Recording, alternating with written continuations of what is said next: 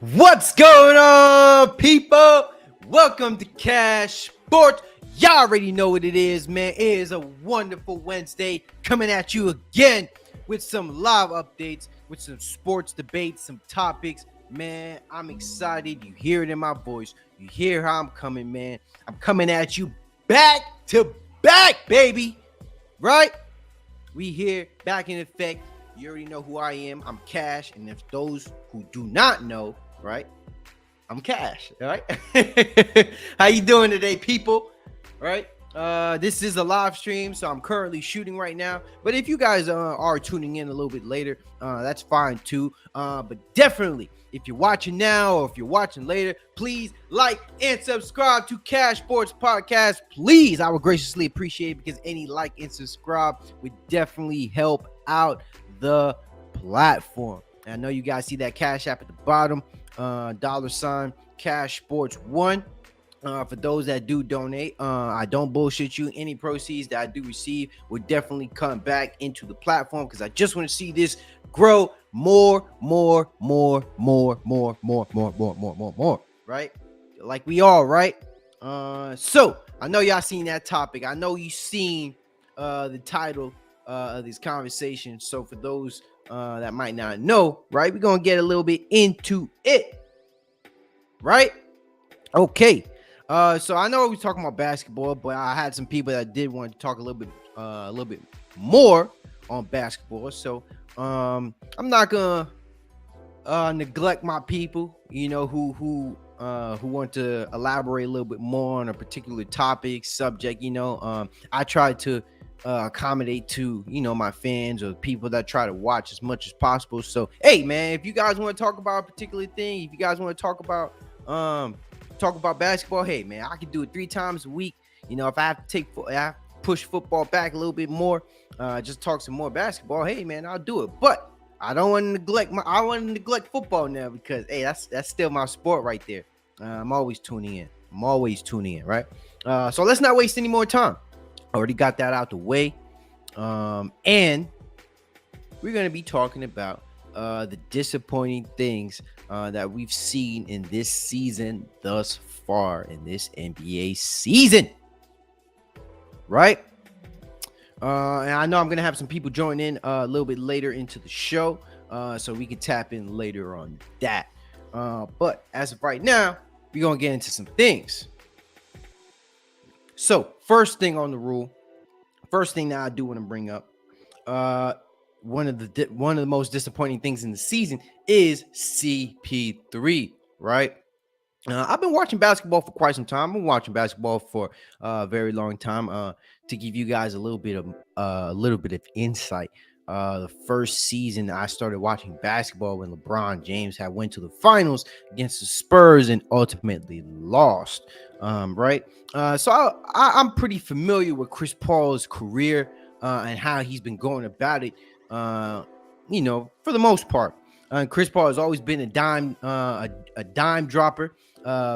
You know, one of the best playmakers that we've seen. He's always been an efficient player, always been able to shoot from the field, get teammates involved, and any team that he's been on he has particularly made them better, right? But this particular season, you know, him being 37 and being with the Phoenix Suns and getting cooked by the Dallas Mavericks last year in the playoffs.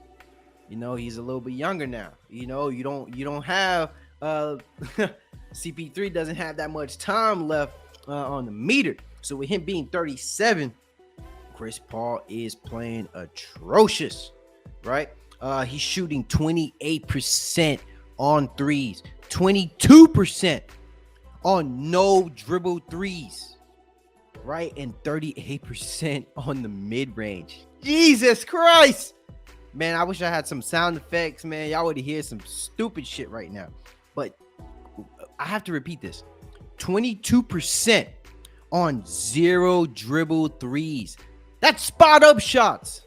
Those are spot-up shots. That's basically like Chris Paul's wide open. He's getting the ball. You know, you can place your feet.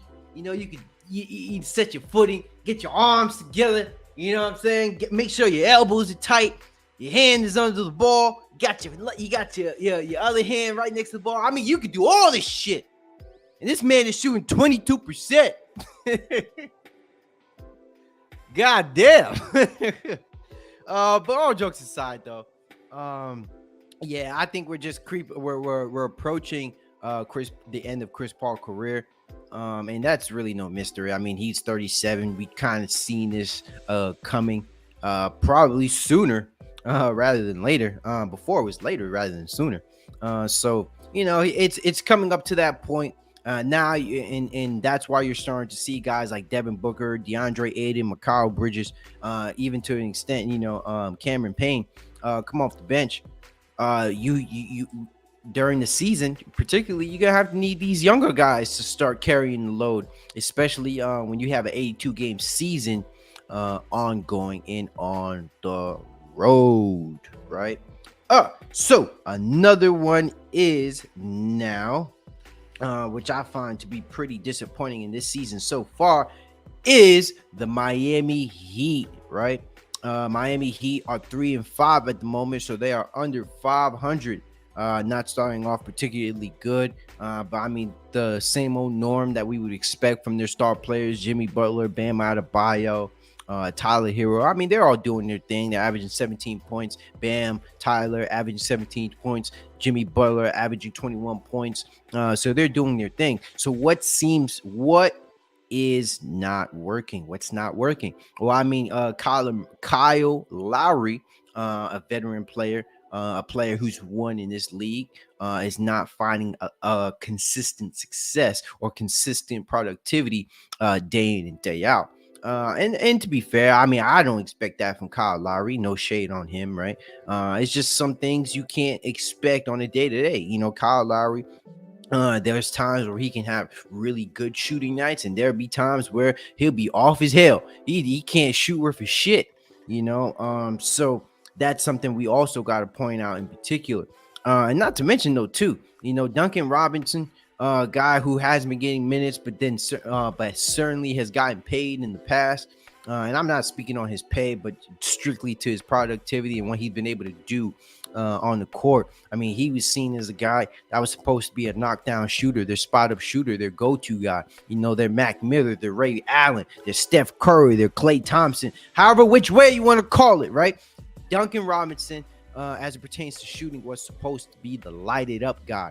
He was even given, or it was known that he had like the fastest jump shot in the world, apparently. But seems that doesn't seem to be working currently at the moment, and that's why he's finding less minutes, less productivity, and that's one of the main reasons why the Miami Heat are not in complete contention at this moment. But it is early on the season, so please factor that in. This is not my stamp all be all classification or conclusions on how this season is going to play out. I'm just speaking on what we see so far, right? We know that the Miami Heat are one of those teams that always wants to contend for a title, is in contention for a title. But I feel like as the years go on and on and on and on and on, right? That window is starting to simmer a bit. Yes, we understand Tyler Hero is young, but Jimmy Butler has been in the league for a long time. Bam Adebayo, I still find him to be a really great player, but considering the fact that you're going to be playing against players like Giannis Antetokounmpo, Joel Embiid, even to an extent, you're going to play against physical defenses, and even Jokic. I mean, I guess maybe if he ever makes it to the finals, if those two teams make it to the finals. Yeah, I'm not saying they got to get rid of Bam, but the Miami Heat definitely need to make some moves, or they need to prioritize making some moves as the trade deadline approaches later on, earlier into next year, and because that's going to increase the Miami Heat's chances to be able to compete. They're going to have to make a move. Bottom line, that's what I'm saying about the Miami Heat. Miami Heat is going to have to be making a move, because as they are currently constructed, they will not be able to win the title, and that's why they haven't now, right? So another team I want to get into is the Philadelphia 76ers, right? The city of brotherly love, right? So a lot of expectations going into this year too with this team. I mean, James Harden took less money, came back in shape, putting up phenomenal numbers. Actually, you know what? Let me look this up. What type of numbers is James Harden putting up statistically for the year so far? This is a little quick search up. So he's averaging 21.7 rebounds, 10 assists, 1 steal, and 0.8 blocks per game. So damn near a triple double. 3 rebounds away from averaging a triple double. But that does not sum up how the season is going so far for the 76ers. Right? They just managed to climb back into being a 500 team. And they had a 3-game winning streak against teams like the Bulls, Wizards, and the Raptors. Maxey is looking like an all-star. Joel Embiid, on the other hand, is kind of regressed, but there's been some injuries that I hear that went on during the off season, and so that plays into a factor into it. But I'm talking about James Harden's stats. I'm talking about Tyrese Maxey and his productivity as an all-star. So why am I saying the 76ers are a disappointing team starting out in the season so far? Well, I'll tell you. First of all, I stated their record. They're 4-4. And also, James Harden is shooting 33% from 3, but he's shooting he's shooting 33% to the 3, which is not particularly great for James Harden. It could be better, especially if you're not trying to have the offense run through you. You can shoot a little bit better with the being James Harden and all. But he is shooting 37% on his step back. So glad to see that's not going anywhere. But they are but the 76ers are horrible on the fast breaks. I mean, they give up 142 points per 100 plays, right? Obviously, this is statistics, so I'm just reading it off. But I did feel like that was commendable, or that was worthy of bringing up to give up so many points. I didn't even know you can give up that many points on a fast break. Just imagine you get 142 points on fast breaks. I mean, gee whiz.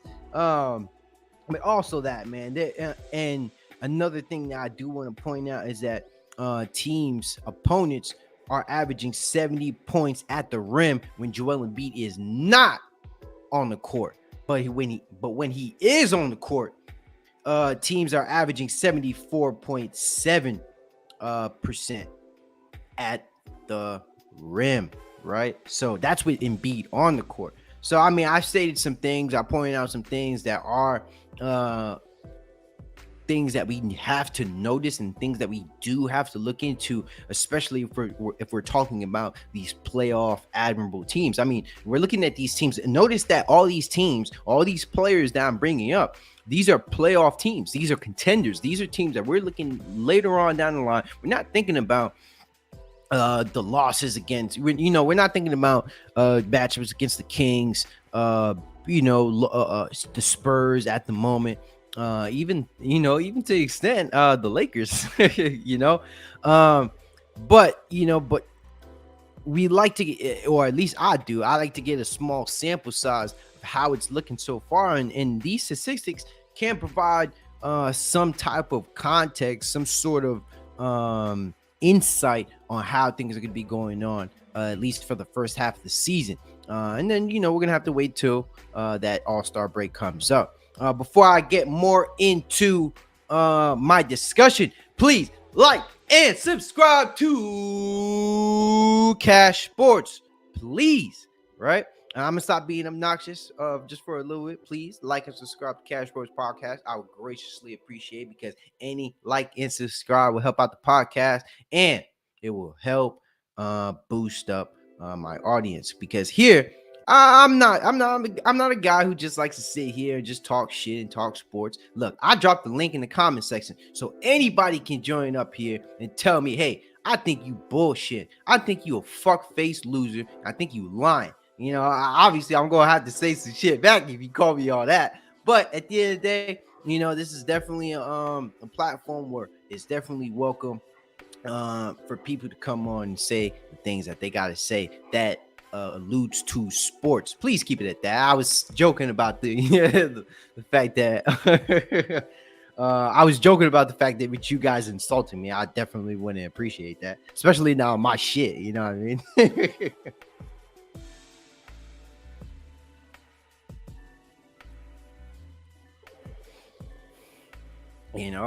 So I'm about to have somebody join here in a bit. So let me try to see if I can squeeze anything here at the moment before I continue my discussion. So let me just see. Let me walk away from this at the moment.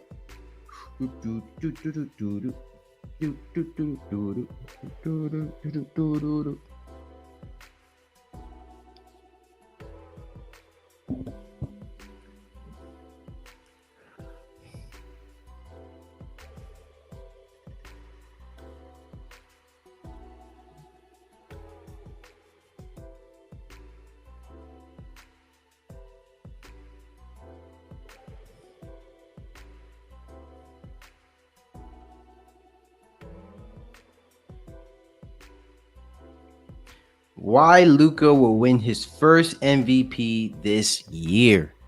Oh man. Okay. Let me see some of the things that they put on here. Let me see. Opponents are asking for it. So opposing defenses are trying what might charitably be called a bold strategy against Doncic. And the Dallas Mavericks this season, while it might pay off eventually by wearing down the team's only reliable generator of offense, it has so far unleashed a hellacious productive version of the 23-year-old superstar. The Athletics' Tim Cotto pointed out early, and the numbers have normalized a bit of Mavericks have played a few more games, but the plan has boils down to daring Luka to win games on his own. Cotto noted that Mavs opponents are sticking closer to shooters, switching more, helping less, allowing Luka Doncic to score if it prevents him from evolving more teammates as often. Right? All right, I got my boy here. Let's get back into it. Yo, what's going on? What's going on? CashSports, what's going on, everybody? Oh, man. How you doing, man? So, all right, let me get back into the discussion. I was talking. So basically, let me just bring you up to speed. Let me unravel things for you. So basically, I was talking. Yeah. So I was just talking about like the most disappointing, the disappointing things that we've seen in the NBA so far. So I point out some things. I'm bringing up to speed on what I've covered so far. So Chris Paul shooting horribly, right? He's not playing. He's not having his best performance. Brought up the fact that he's 37, but he's shooting 28% from three, 22% on zero dribble threes, and 38% from mid range. I brought up the 76ers. They're not doing particularly great on defense. They're allowing Embiid. Teams are averaging about 74.7 points per game at the rim when Embiid is on the floor. And I talked a little bit about the Heat, saying that they're going to need to probably produce a trade in the near future if they want to hope to keep their championship aspirations intact. So that's how far I've gotten so far. So if you wanna elaborate on that, if you want to share. That I'll elaborate on those three topics, but you got to also talk about disappointing teams like the Clippers, the Nets. Oh, they're on there. Okay. I mean, but remember, this is just my notes. Remember, I get what you're saying, but if you feel those are the teams, then elaborate, bro. All right, so because with Philly, I feel like they'll figure it out. Because at the end of the day, like Embiid, he's trying to stay healthy this year, so he's trying to take basically like the AD approach, playing hurt, playing a little dinged up. So I could expect people to start scoring on him, like, towards the beginning of the season and stuff like that, while he's still getting his legs under him, his conditioning in order, and his diet intact and stuff like that. As far as Chris Paul, on the other hand, like he's just another year older. People always talk about how LeBron is another year older and how he's declining. What would you expect from a Chris Paul, who's a point guard, who has a lot of mileage as well? You know what I mean? Handling the ball all these years. So he's, of course, going to decline. But I feel like with Chris Paul, he's such a smart player, such a veteran player, such a dog, that, you know, his average is going to start leveling out as the season goes on. Mm-hmm. And then you did also mention, I covered Heat, Embiid in the paint, and the Heat. As far as the Heat, you know, they're a dog team. They may need to make a trade because that one season, that all the teams were paying all the shooters like Duncan Robinson, Tim Hardaway, so on and so forth. Like, it's starting to haunt these teams now. It's starting to come back on a lot of these teams, and the contract and the value that they're getting out of these contracts are starting to contradict each other. So the Heat are a victim of that because that Duncan Robinson contract is killing them now. You know what I'm saying? So it's hard for them to even make a trade to get that value back out of Duncan Robinson or whoever else they need to trade. But as far as the Heat, you know, they made it to the finals not too long ago with pretty much the same team that we're looking at now. So with them, they don't need too much work to figure it out, but nonetheless, they do need to figure it out. And we know it's not the coach, so, you know, it has to be something within the roster.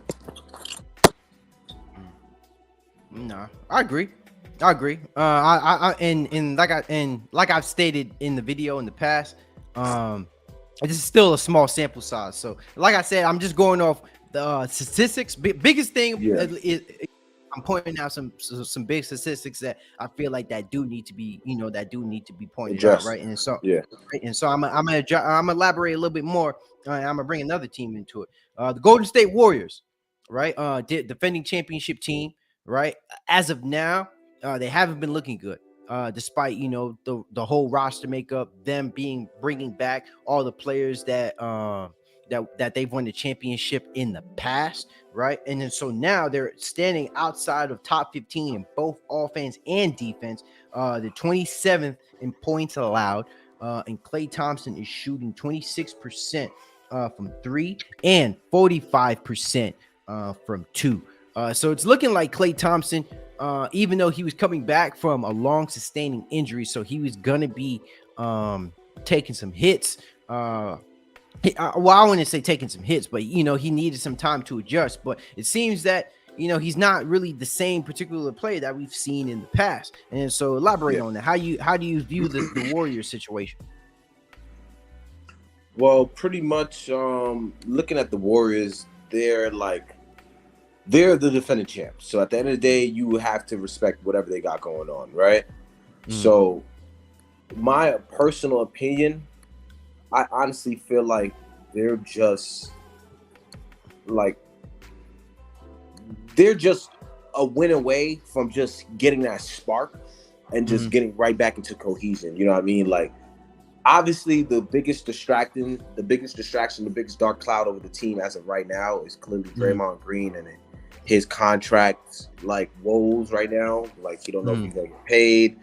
I've seen a couple clips of during that Golden State and Lakers game, he you know, had a little conversation with LeBron in front of the Warriors bench, and like you could clearly see that the team didn't like that. Like, you could see their reaction to it was very dry and stuff like that. So with all that being said, if they trade Draymond Green, their issues may be solved.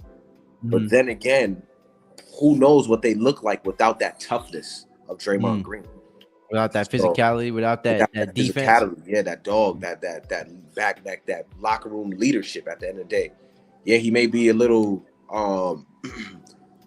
sees red, you know, when he's upset, but he's still I feel like he's still that toughness of the team. Like, without him, the team is not tough. You know what I'm saying? So I feel like, I don't know, like with them, they'll figure it out. They have shown that they could get through numerous obstacles, whether it's off-court issues, chemistry issues, health, they've always seemed to bounce back and be right back at the top of the food chain when it comes to being a contender. So I'm not really too worried about the Warriors at all, to be honest with you. Nah, I got you. And like I said, just to be clear, this is not me saying no. And I know this. You know what I mean? Yeah. It's just really be clear with some people in some audience, because they could just be, entering the stream right now and be like, what the fuck is this motherfucker saying? He's tripping. No, for real. You know what I'm saying? But but that's still some things to point out. And then and then another team that I do want to point out is the Dallas Mavericks, right? I feel like people are very high strung on Luka Doncic right now. I mean, he's playing phenomenal. He nearly averages a triple double. And as far as at this moment, he's playing like the best point guard, or I would say top 2 player in the league right now. It's between Giannis Antetokounmpo and Luka Doncic. I don't think Giannis deserves to be overlooked at all, because I mean the Bucks are undefeated and he's playing phenomenal at the moment. But despite how the Mavericks have looked so far, or at least despite the fact that how Luka has looked so far, the Mavs as a team hasn't looked as phenomenal as it seems, right? Now let me just pull up the record just real quick, just so I don't want to misconstrue anything. So they're 500 at the moment, right? And it still seems like they're still experiencing things with their roster, because they lost Jalen Brunson. They just added Christian Wood, so they're still trying to figure some things out, at least on that end. And I still feel like, and when it comes to defense, there's still some things that they need to figure out on that end if they want to be able to compete against teams, maybe like the Suns again, or the Blazers, or even a younger team like the Grizzlies, right? So I'm just pointing that out because this is something I've definitely stated in the past. What do you have to say about that? Wait, can you repeat the question? So basically, I talked about the Mavericks. I was talking about, like, even despite how well Luka Doncic is playing, it doesn't reflect how the team is playing as a whole, right? Yeah. And it seems like the Dallas Mavericks, or Jason Kidd, the head coach, is still experimenting with the roster.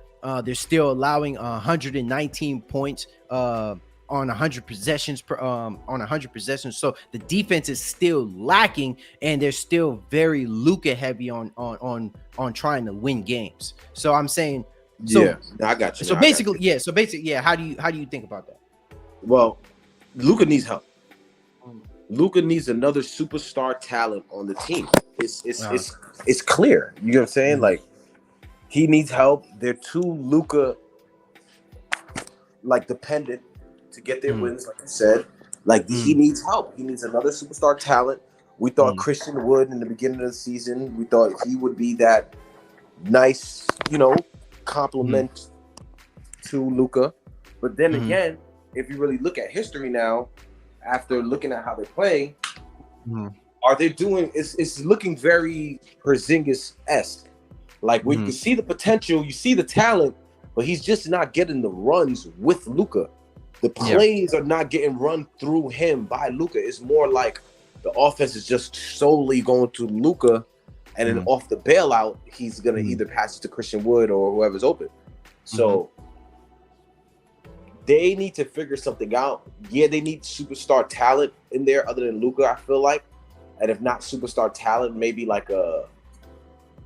just like a Pascal Siakam. It's like a nice compliment to a Luka. You get what I'm saying? Because it's all fine and dandy now. Like, they'll pick up some wins and probably make it to the playoffs. But in the playoffs, their teams are going to shut that down completely. So I feel like they are another team that needs a trade that I don't see them making anytime soon. You get what I'm saying? So they're in trouble in their own way. Hey, AK, since you joined the chat, what you got to share on this, man? Are you aware of what's going on? Well, we're talking about Luka. Yeah, well, basically, I was talking about like disappointing things. So I pointed out in this NBA season early on. So I brought up the Mavericks, and even though Luka is balling, the team, Yeah, the Luka ain't success of the something team. that's disappointing. The team is for sure. No, I'm not saying he is. I'm saying the Mavericks are disappointed. Yeah, because getting rid of Brunson was a terrible decision. Brunson Mhm. complemented Luka, I'd say, way better than Christian Wood does. Mhm. Rockets' Christian Wood is definitely not the same Christian Wood we see now. Mhm. And, I and you know agree. what? And you know what though too. And Sky made a point, and he said because he commented, he said Luka doesn't trust his teammates. I don't know how Buddy feels, how he plays. Maybe that's how how it reflects. But if I had to go off it statistically, and the best way to reflect that is through usage rate. And as of right now, Luka Doncic's usage rate for this season is 40.89% usage rate, which is the second highest in NBA history. Yeah. Right, and then so we know that religiously or traditionally, teams that have the highest usage rate isn't necessarily a recipe for success for winning championship basketball, or at least having a deep. I like James Harden, just like James Harden. Exactly. I mean, he was like Luka was able to get to the conference finals doing And what so he was did. James Harden. Yeah, exactly. But you know what I'm saying? Like, I mean, that's not. I don't think that's going to stop Luka from winning a title. I mean, winning MVP. But it's But it'll definitely stop him from winning a title. Stop him from winning a title, and one, it will prevent him from winning games because, like I said, it's just too Luka heavy. He doesn't pass the ball. He said he doesn't pass the ball. Yeah, I can see that though. Yeah, and like the triple doubles fool you because he'll get the triple doubles with the 12 assists, but he really doesn't pass the ball. Like Sky's saying, it'll be off the bailout. Like if he's getting double team, triple team, that's when he'll get his assists. And of course, through fast break points when they're trying to close in on him, and he's bailing out. So he only passes the ball when he has to. Yeah. So you're saying those assists that so you're saying it's like it's not what it seems. I mean, it's almost like a Russell Westbrook effect. But he's more skilled than Russell Westbrook, though. You get I'm not saying it. It's very like I'm agreeing with you, like in the sense of yes, it's like Russell Westbrook, but it's just that he does have the talent to find the open man and he does have that skill to pass the ball, but he just does it on the bailout. You know what I'm saying? Yeah. And I can see how it kind of ties situational. Together. It's situational, is what I'm saying. Yeah. So basically, it's kind of like what Buddy was tying into. He doesn't, because of the fact he doesn't trust his teammates. He doesn't, and that's situational. So he doesn't pass the ball when he needs to. Exactly. Rather than just finding the best basketball play, it's in itself. And he does take bad shots. That I exactly. He doesn't he doesn't make the best basketball decisions. Like he'll just take it into his own hands, and then if it doesn't work, he'll find the right pass. Like, got you. But he's always looking to score first. Hey Ty, you want to hop in this, or you want me to continue? No, I'm just listening to you. I mean, I got a few little opinions, but I'm just listening. Now go ahead. Okay. That's exactly the reason why Luka also averages 37 points. Giannis, who's like second highest, only averages 33 points, but Luka averages 37. I'm telling you, this season, if it's not Jokic, it's going to be Luka for MVP. Oh my God! I mean, but as far as Giannis, it's like we're just so accustomed to Giannis's greatness, so it's just looking like, oh, it's just another Giannis incredible year. But look at his percentage. Giannis is still improving. Like he's shooting way higher from the three than Luka. Then Luka. Yeah, then Luka. Okay, but yeah. If we're talking about efficiency, Luka has higher efficiency too. So Giannis, I'm not surprised if Giannis wins, and plus Giannis is 5-0, so record matters too. So I don't know. Even though Luka is my MVP vote, or like my MVP, like my front runner for MVP, like going into the season, I wouldn't be surprised if Giannis wins. What would you say, AK? Well, I said that Luka has higher PER than Giannis. What's his PER? I mean, but 38.8. Giannis is 37.5. Why the hell? okay, No, yeah, that's higher. about 1 point. I mean, let me ask this though. How do you even get per? How is that mathematic? Not you, Artem. I'm not asking you personally, but I'm just asking anybody that knows about that stat. Like, how do you even get that, bro? Because Giannis, even though Luka gets more points, Giannis averages 30 points, gets more rebounds. I wouldn't say it's the same number of assists, but he's like at 5, 6, 7 assists, and he probably gets more blocks. So how does that necessarily work? Yeah, because the efficiency, like, okay, yeah, in the game, that's the efficiency in the game at like per game, but it's like Giannis's efficiency is leading to wins rather than Luka's efficiency leading to like, just the stats. Yeah. So Luka's PER is higher, but I'll take that one less point in the PER with 5-0 than the record Dallas has. Mm-hmm. Yeah, nah, I agree. That ain't running this year. You ain't getting no high PER and win no MVP. I don't mean because unless Luka has a crazy, unless Luka keeps this up and goes even more off, if he doesn't make it to at least the 4th or 5th seed, he's not gonna win that MVP, bro. Yeah. No, I agree. And that's the narrative. He has to be able to win games in order for them. He has to be able to win games in order. Yeah, because James Harden did it. Mm-hmm. So there's no excuse. Exactly. Greek feet not ball dominant. Luka is. But you see, the thing is, and that factors into it too. Though, at least with Per, and Scott brought up a point too. Luka is more ball dominant. He has the ball in his hands a lot. Yeah, you know what I'm saying. Like, so remember the ball runs through him. He's the one that dishes it out. He's the one that passes the ball out. Like, that's it. The offense is ran differently compared to how Giannis is giving the ball compared to how Luka is getting the ball. You know what I'm saying? Like, Giannis isn't really bringing the ball up the court most times. Luka, for the most part, 89% of the time, he is. You get what I'm saying? And then that's why I bring up why. And then Giannis is doing it more because Middleton is not here. If Middleton was playing, it would be even less because then it would be Middleton and Drew Holiday to like handle the ball. He still has Drew Holiday who puts up 20, 30 points. Who does Luka have? He ain't got no one that makes more than 20 points.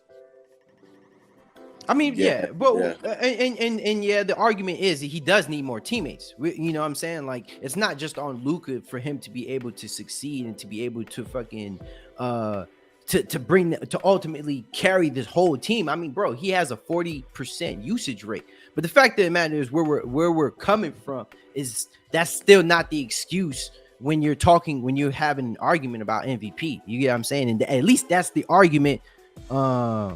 At least that's the argument with Luka. You get what I'm saying? Like, that's what's being put out there. He has to be able to win games, bro. You can't be lower than the 4th, 5th seed. You can't be 500 and win MVP. That's the point. Unless you have a historical year. Exactly. You get what I'm saying? So this brings me to my last team that I do want to talk about as far as disappointing and then disappointing teams so far in the season is the Denver Nuggets. Oh yeah, of course you saved that up. No, I mean, of course you skipped the Lakers and moved straight to the Nuggets. I mean, there's a reason why I didn't say the Lakers, and then we're gonna get into it. I mean, first off, you didn't think they were gonna win, so how can you say that they're disappointing if we had no expectations? Well, you did have expectations at the start of the season. Bro, most people didn't have. No. I mean, yes, fans had, but everybody else. Yeah, but realistically, though, I remember. I had high expectations. I'm not gonna lie. I can't lie. No, nobody. My expectations was based on them trading Russ. Remember that they never traded Russ. So once they never traded Russ, I had zero hope for the Lakers. And I admitted that a bunch of times. I still don't have hope. I feel like off the bench, we could win some games, build this value, and get a better offer. But I still don't have hope as far as championship with Russ on the team. And then also, AK, you weren't here for the whole thing, but I was bringing up teams that I see as title contenders. You get what I'm saying? I was bringing up teams that I felt like, okay, that we thought were actual title contenders, and then later on, or at least from the sample size of games that we've seen so far, I'm just judging based off that. You get what I'm saying? Okay. So that's what I'm alluding to. Because at the end of the day, the expectation for the Nuggets isn't looked at as the same for the Lakers. Nuggets, right? Remember, I spoke to you and said they do have a chance to be really competitive this year. Nuggets have to make it to the finals. They have to, bro. They have to. And Jamal Murray, we know it's early on. He's just coming back from his season. I mean, from his injury. He hasn't been playing well as thus far. So we're gonna be waiting on that to see if Jamal Murray is gonna come. I mean, Klay Thompson wasn't 100%. He still made it to the finals with the Warriors. Yeah, but look at the rest of his team. True. They didn't even need Klay Thompson. Andrew Wiggins carried the whole team on his back like that, pretty much. Nah, You're it's right. still having Klay. Having Klay Thompson still played into effect because you still was able to help spread the floor with Klay Thompson. You can't double Curry off the top if you have Klay Thompson still coming up the court on the other side of the wing. You get what I'm saying? That matters, bro. That matters, bro. Just that presence. You feel me? You can't leave Klay Thompson open. It's still a matchup nightmare, if you feel what I'm saying. At least at that point. You know what I mean? But going back to what I was stating, with the Jamal Murray injury, I mean, the Nuggets are still playing well. They're still a top 10 offense in the league. But thing that I want to bring up, which I keep bringing up with this team, is defense, right? Defense is going to stop this team from being able to to be able to get over that hump. They're 26 in points allowed, and when it comes and their opponents, right, they're letting their opponents shoot 39% off threes, and they're 27th in opponents' points allowed in the paint. And the biggest stat of it all, they lost to the Lakers. Right. You know what? I have a theory that I think they asked them to lose to them. They definitely did. That's a bold statement, AK. Yeah, that's man. a bold statement, my brother. That's a bold There's statement. no other way. You think it was rigged? It was definitely rigged. Bro, have you seen how the Lakers? No, a lot of people said that they benched their players and it was a weird rotation that they normally don't do. Like, I don't watch the Nuggets that much to know how often they do their rotations. But I don't know. I heard some things about the rotation. Like, this is not the first time I heard this theory. That's all I got. Hey, Jacob, you gonna have to elaborate a little bit more on what you're saying, because I didn't because just in case if you're watching or if you're there anyway. My fault though. And then he said, I think Nuggets are going to be straight. The Joker not shooting as much. My fault. Who was talking? I didn't mean to cut y'all off. No. AK can finish. As far as his theory, as far as the because that game, I want to hear AK's take on the loss. Like, because we already pretty much gave our take for the past couple days about that win. So I want to see how AK feel about it. Well, you see, because if Lakers were to be 0-6, it would be just a terrible look. They just had to get some team to lose for them, so that they can have at least one win. Have you seen how they were celebrating after this game? They were celebrating it like they won a whole championship. I mean, no. You got to understand, every coach celebrates their first win. Every rookie coach celebrates like their first win. I'm not gonna lie, it was a little extra. Like their reaction, they were a little, like, you could tell they were really happy they got that one win though. But I feel like that was good for the team. I feel like that helped us. So that built some type of like finally, like you know what I mean, we could win together. Mm-hmm. Yeah, man. It's not rigged, bro. Come on, dog. It's an 82 game season. I just put out some facts And too. of all teams, I doubt the Nuggets will be the team that, you know what I mean, that would rig it for the Lakers. Yeah. And I just read it off. They suck on defense. You know what I'm saying, bro? I just read off, they're ass on defense, bro. You know what I'm saying? So it's not and the Lakers are number 2 in defensive rating throughout the NBA. So we just know that the Lakers. Yeah, they let the Lakers shoot 40%. Like Sky also pointed out that Jokic is not shooting that much. You see, Jokic is trying to get the triple-double record, which is why he's trying to spread it out. Oh, so he's stat padding. That's what you're telling me. He's stat padding. He's trying to get a triple-double. That's exactly what he said, though. He's stat padding. That's the definition of it. That's the definition of stat padding, bro. He's trying to get a triple-double.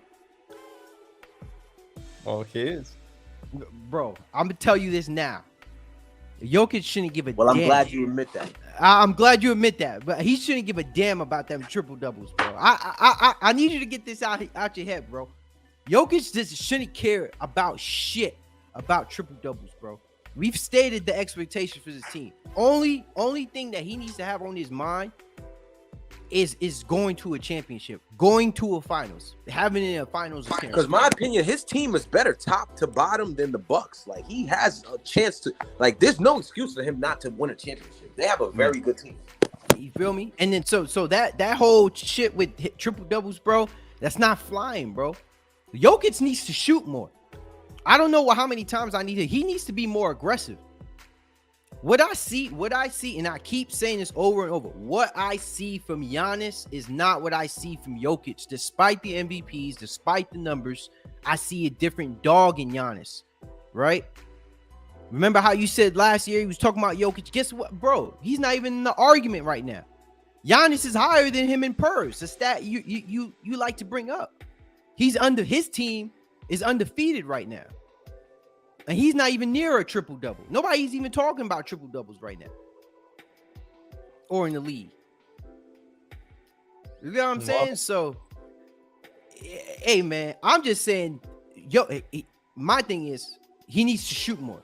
I believe there was one game, he only shot like 4 times in the game.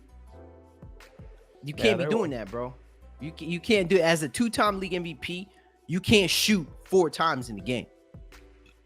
Especially when you have your second guy who's coming off an ACL injury, right? For years, or for a year, he had a year off due to an ACL injury, right? You have Michael Porter who came off an injury too, and who I have to admit is coming into his own. No, he's looking pretty good right now, right? But Jokic still has to be the face of this team. When you saw Giannis win those 2 MVPs. What happened in that in year 3 after he won those 2 MVPs? He bumped it up a notch. He took over games, bro. Let me ask you this, AK. Now, give me Jokic's most clutch moment that you could remember. Or anybody. Give me Jokic's best when NBA Anthony Davis moment. shot the 3 in his face and said Kobe. He said he was killing AD the first game and passing the second game. So Scott was just talking about both games. Oh, what'd you say, Rick? Nah, don't mind me. I was just saying a joke. Go ahead.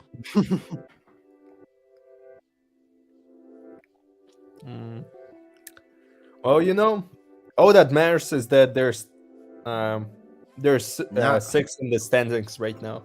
Nah, man. They go to the playoffs. As long as they're still in the playoffs, that's all that matters. They'll win the championship then. Nah, that's a negative. That's a negative, bro.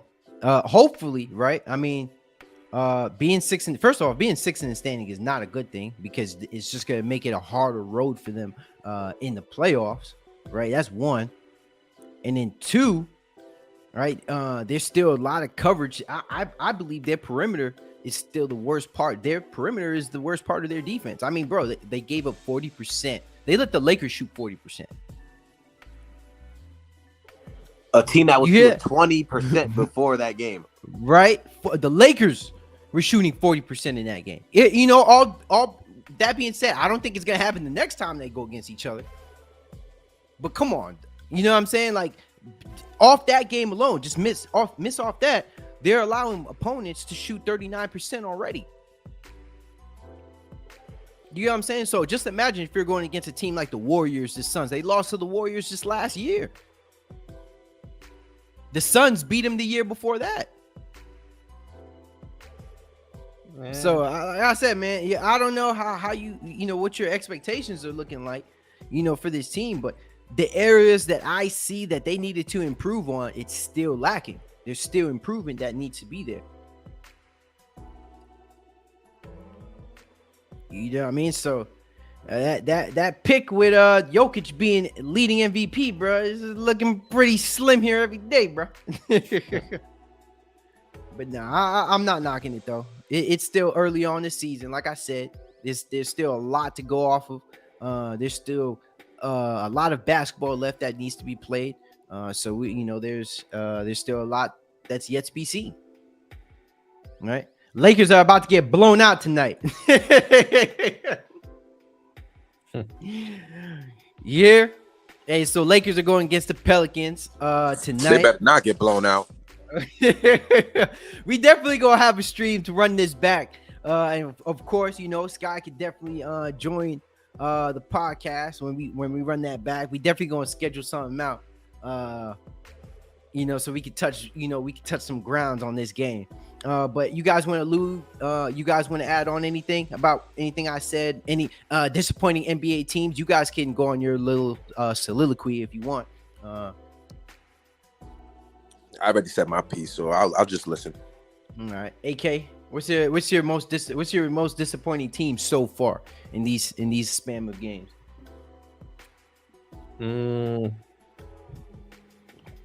I mean, probably the Nets, to be honest. I'm really disappointed how they perform right now. Expected way better of them. How so? Because they're just not playing together really well. Ben Simmons is just shit. Kyrie doesn't put up that many points either. He had a couple really nice games, but other than that, it's just KD carrying the team on his back. Okay. Hey, Ty, you wanna allude on this? You wanna give out some pointers on what you thinking? If he's still there. Nah, I'm here. You wanna chime in on this? I mean, my disappointment. I'm going for the Bucks this year, but I say my disappointment is the Lakers. You feel me? Like I understand, you know, the whole first win, you know, trying to celebrate it, but to me it's just like I don't know, bro. I just expect more from them. You feel me? And I feel like that first little win celebration, I feel like that was corny. I feel like that was corny. I get it. I was my son's little first little win, but my son's throwing champagne and all that, doing all this. But I mean, I ain't like one thing I can say. I mean, I got to see how this season go. Just got to see how this season go. I mean, I said they wasn't gonna be 15. I said they wasn't gonna be 15. So you know what? Let me do a quick little sesh real quick before I head out of here. So teams that we see as sleepers. So we're not really thinking highly of them right now, but that could potentially sneak into the playoffs because there are some teams out there that could, you know, that have a way of creeping in, sneaking in. I mean, you just never know. But give me some. We can go in order. Give me some teams off the top of your head. Who you guys think is gonna be a sleeper team this year?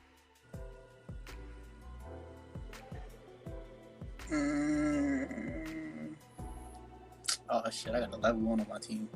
I'm seeing him. I put him in the wreck.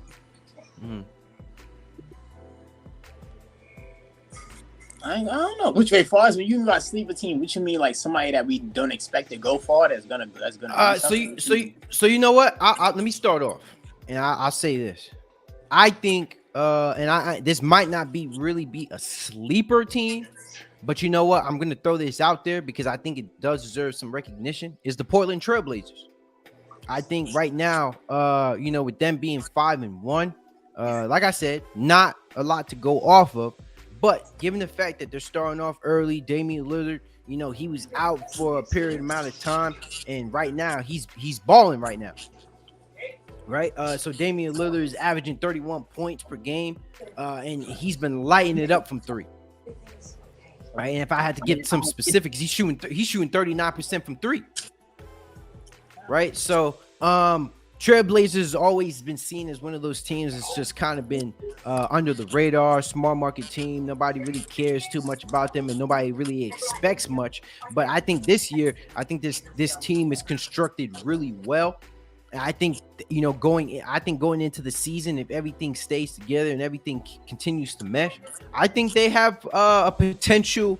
They have a potential chance of getting to a conference finals. You guys can either react or disagree and give your team. No, I think it's gonna be the Cavs. Even without Garland right now, they're doing exceptionally well. They beat Celtics without Garland. They beat they're doing really good. And I mean, Garland is gonna come back soon, and they'll be even better than they are right now. Okay. Rick. Todd. I think it's the Warriors. Warriors? You have them as a sleeper team? Yeah, I feel like right now, they 12th right now in the rankings. You feel me? So it's like right now, I say they sleepers right now. They starting off having a little bad start, but I mean, I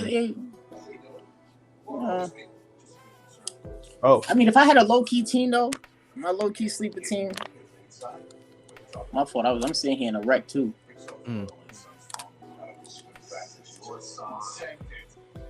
Oh, don't tell me he quitting. All right, whatever. My fault.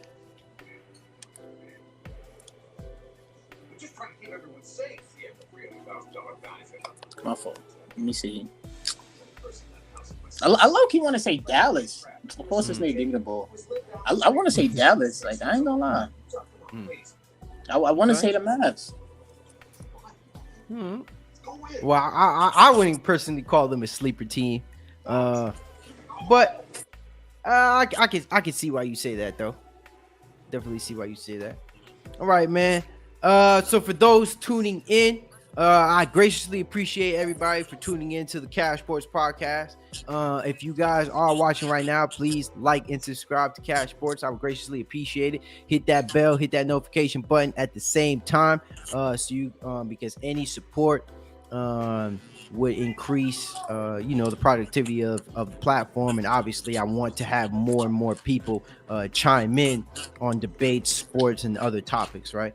Also, you guys see that Cash App at the bottom. If you guys would so graciously donate, any proceeds that I receive would go back into the channel, right? And yeah, I believe that is it, right? So do you guys have any last words you're gonna say before we head out of here? Lakers better get their stuff together. Hey, tonight, Lakers, Pelicans. Let's see duke it out, because we got some people on the platform that they saying some stuff. So we gonna tune into that. Can't wait to see them get blown out by 30 points. Okay, all right. So let's tune in. Right. Can't wait to see you guys on the next stream, and have a wonderful day.